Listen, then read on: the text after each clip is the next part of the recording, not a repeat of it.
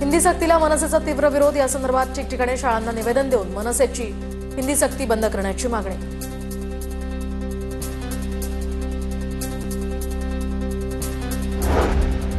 सिंधुदुर्गात हिंदू मुस्लिम एकतेचं प्रतीक असलेल्या सद्गुरू मियां साहब यांचा पुण्यतिथी उत्सव संपन्न। कोलगावमधील समाधीस्थळावर उत्सव पार पडला।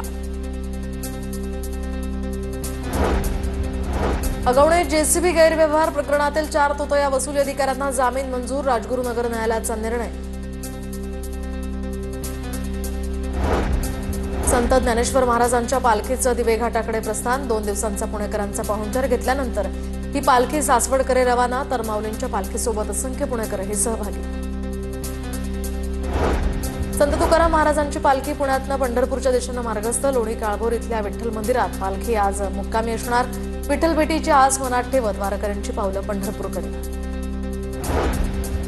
नांदेडच्या माळेगावमधून श्री संत साधू महाराज पायी दिंडीचं पंढरपूरकडे प्रस्थान। या दिंडीला 300 वर्षांची परंपरा। दिंडी दरम्यान आमदार प्रताप पाटील चिखलीकरांनी लेकीसोबत खेळली फुगडी।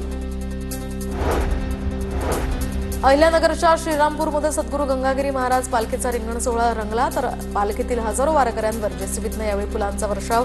रिंगण सोहळ्यानं श्रीरामपूरच्या नागरिकांच्या डोळ्यांचं पारणं फेडलं। बीडच्या अंबाजोगाईमध्ये 1 दिवसाच्या मुक्कामानंतर गजानन महाराजांची पालखी पंढरपूरच्या दिशेनं मार्गस्थ। भाविकांची दर्शनासाठी इथे मोठी गर्दी। विठ्ठल रुक्मिणी मातेच्या चरणी सोन्याचा तुळशीहार अर्पण। 17,68,000 किमतीचा हा सोन्याचा तुळशीहार अर्पण करणाऱ्या भाविकाचा मंदिर समितीकडून सत्कार। सोलापूरच्या उजनी धरणातनं सोडलेलं पाणी पंढरपुरात पोहोचलं। पुंडलिक मंदिरासह छोट्या मोठ्या मंदिरांना पाण्याचा वेढा। चंद्रभागेच्या पात्रात भाविकांची गर्दी। जळगावच्या अंबळनेर तालुक्यातल्या झाडी या ठिकाणी पिण्याचं पाणी मिळत नाही। संतप्त गावकऱ्यांचा पंचायत समितीवर मोर्चा। 3 पाणी योजना असून सुद्धा पाणी पुरवठा होत नसल्यामुळे ग्रामस्थ आक्रमक।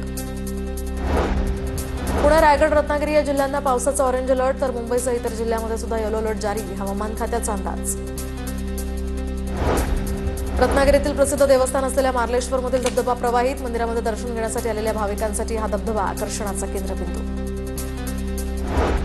जळगावच्या शेळगाव बॅरेजचे 2 दरवाजे उघडले। शेळगाव बॅरेजमधून 2600 क्युसेकनं पाण्याचा विसर्ग। शेतकऱ्यांसह परिसरातील नागरिकांना पाणी टंचाईपासून यामुळे दिलासा।